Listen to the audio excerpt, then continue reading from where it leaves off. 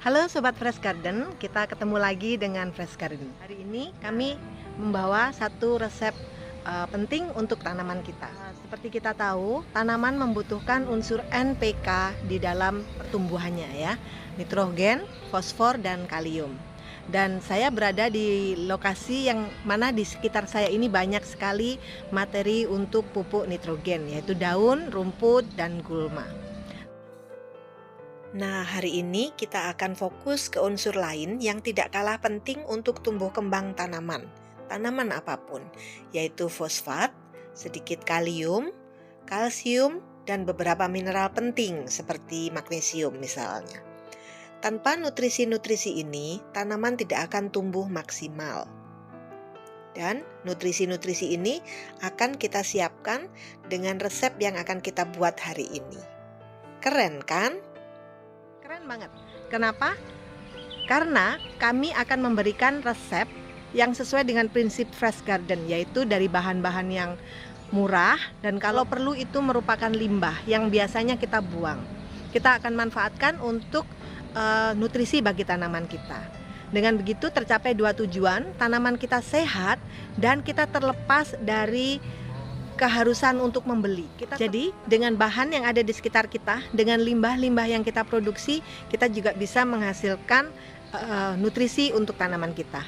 Karena segala sesuatu yang bersifat organik ini pada dasarnya nanti akan diputar ulang di alam ini, didaur ulang sebagai siklus nutrisi. Jadi nggak masalah, semua bahan organik kita manfaatkan sebagai ramuan makanan untuk tanaman kita.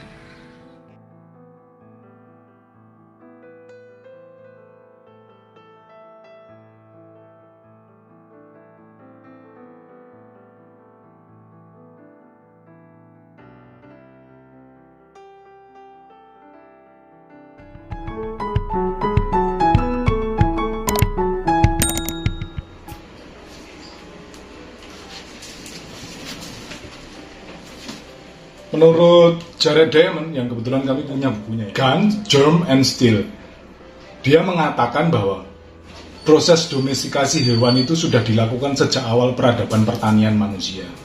Profesor Jared Diamond ini adalah seorang profesor geografi dan lintas ilmu ya, yang sudah melakukan penelitian di seluruh dunia. Salah satu hewan yang paling awal didomestikasi atau dijinakan umat manusia adalah ayam.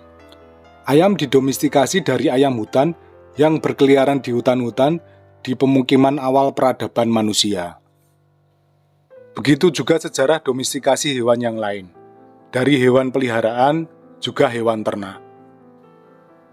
Manusia mengambil susu, telur, juga dagingnya. Tulang-tulang sisa dari hewan ternak yang sudah dikonsumsi manusia ini ternyata mengandung nutrisi yang dibutuhkan tanaman.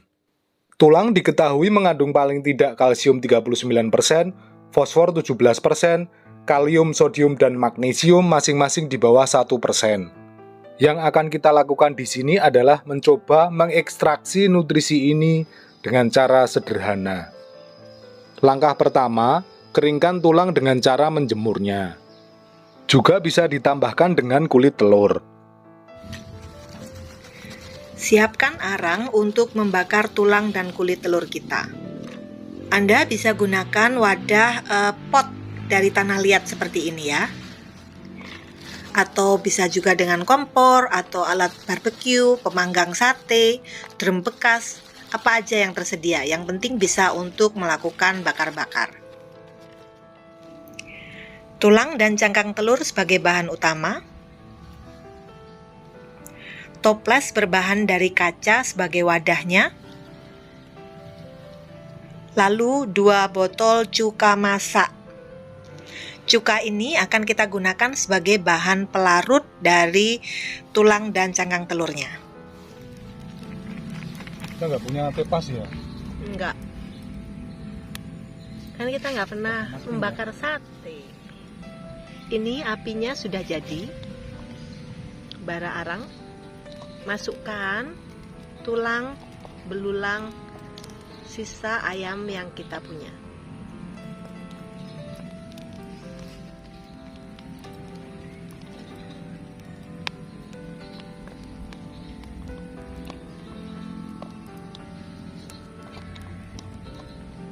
taruh di atas bara arangnya sampai dia terbakar ya, sampai terpanggang gitu ya. Kalau bisa lakukan ini di lokasi yang jauh dari tetangga karena baunya lumayan ya, tulang dibakar itu.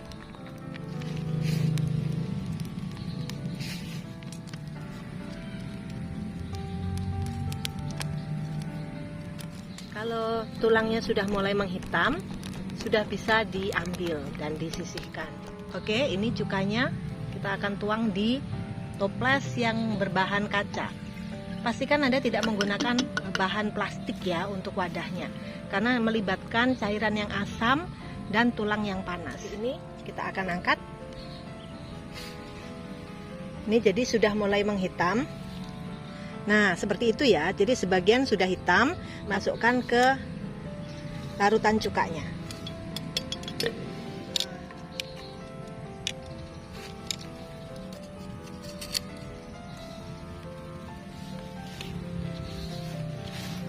Oke, masukkan.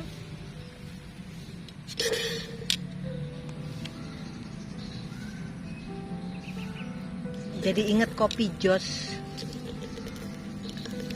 Ya, kita ambilin. Nah, seperti itu tuh tulangnya. Yang pas itu seperti itu. Masih berbentuk tulang. Mohon maaf kalau ininya kurang jelas ya videonya ya. Itu yang kecemplung. Ya, cemplungkan. Dalam kondisi panas-panas dimasukkan ke cuka ya. Ini.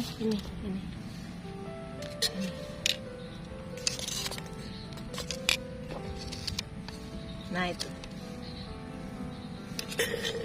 Nah, sekarang kita akan lakukan hal yang sama dengan cangkang telurnya. Ini cangkang telurnya sekarang ganti kita panggang sebentar. Kita akan campur aja ya ini nanti dalam pengolahannya antara tulang dan cangkang telur. Nah, seperti ini kita bisa lihat. Nah, sudah mulai terbakar kan? Nah, kayak gitu. Kayaknya ini udah. Oke, seperti ini udah ya. Kita akan cemplungkan aja. Nah, itu kan sudah mulai hitam. Cemplungkan aja ya.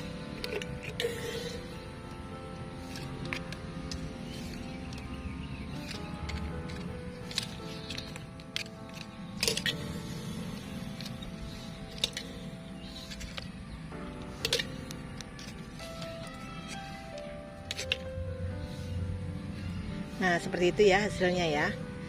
Sudah sebagian terbakar. Wah, ini reaksinya itu. Sudah mulai muncul gelembung-gelembung tuh. Oke. Ya, sekarang kita habiskan aja tulangnya.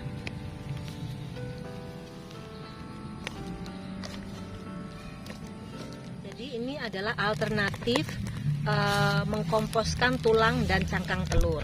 Karena tulang dan cangkang telur biasanya memang termasuk bahan organik yang agak memakan waktu lama bila dikomposkan.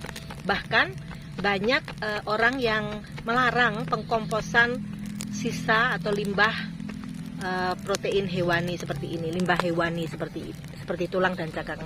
Nah, cangkang telur tidak apa-apa biasanya, tapi tulang biasanya tidak dimasukkan ke komposter karena bisa mengundang tikus dan toh lama juga terurainya. Nah, ini adalah salah satu cara untuk memanfaatkan tulang, limbah tulang-tulang dari lauk pauk kita sehari-hari untuk tanaman kita dengan lebih cepat.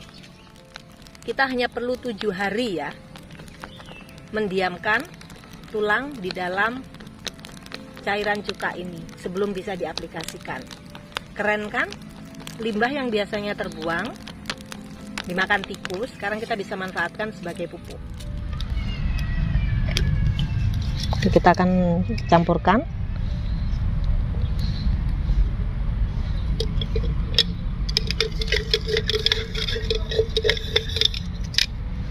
Nanti kita akan tambahkan botol kedua cuka kita. Jadi pastikan tulang dan cangkang telurnya itu terendam oleh cukanya.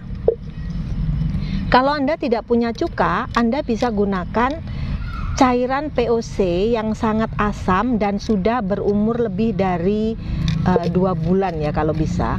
Jadi misalnya Anda membuat POC dan POC itu sudah 2 bulan Anda buat, Anda fermentasi, sudah sangat asam, Anda bisa ambil cairannya untuk merendam tulang ini. Atau Anda bisa menggunakan cairan asam dari belimbing wuluh, juga bisa. Hanya terendam sebagian, kita akan tambahkan cairan cuka di atasnya. Kita akan campur aja.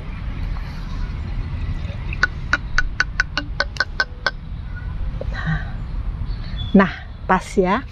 Tuh, seperti itu. Biarkan terendam. Sudah mulai ada yang ada reaksi. Dengan keluar dilepaskannya CO2 dari kulit telurnya. Oke. Jangan lupa ditutup rapat.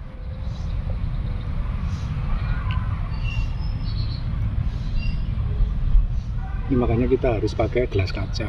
Ya. Biar nggak rusak. Tuh. Tutupnya apa? Wadahnya. Ini panas ya? Panas dan panas. Ini kan sangat asam. Iya, panas dan sangat asam. Oke, jadi seperti itu ya. Pastikan Anda membersihkan lagi lokasi tempat bakar-bakar, barbecue. Kita sudah selesai sekarang. Selanjutnya, biarkan ramuan ini selama 1-2 minggu. Makin lama tidak masalah. Nanti tulang dan cangkang telurnya akan melunak dan mineral-mineral yang ada di dalamnya akan meluruh ke dalam cairannya.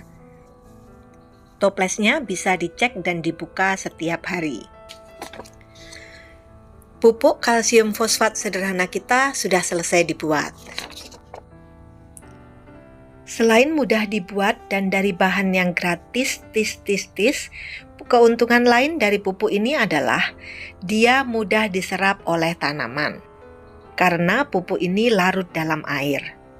Sehingga seperti pupuk organik lainnya, tidak banyak resiko overdosis karena pupuknya mudah terbasuh oleh air hujan.